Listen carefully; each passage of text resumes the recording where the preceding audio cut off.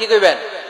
তুই খা, তোর বমি হোক, তোর 14 গোষ্ঠীর ডায়রিয়া হোক, আমি টাকা দিয়ে এগুলো কিনবো না, ঠিক কিনা?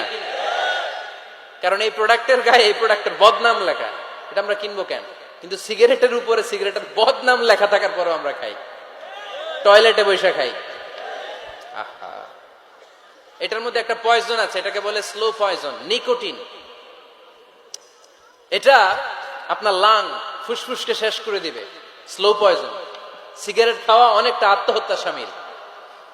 বিষ খেলে সাথে সাথে মরে, সিগারেট খেলে ধুকে ধুকে মরে।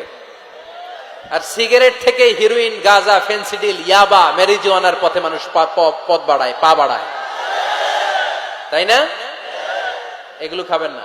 ওয়ালা তুলকু আইদিকুম ইলা তাহলুকা, নিজে নিজেকে স্বেচ্ছায় ধ্বংসের দিকে ঠেলে দিও না। জীবনটা অনেক সুন্দর, জীবনটা অনেক রঙিন, আল্লাহর দেয় জীবনটাকে উপভোগ করার দরকার আছে না নাই?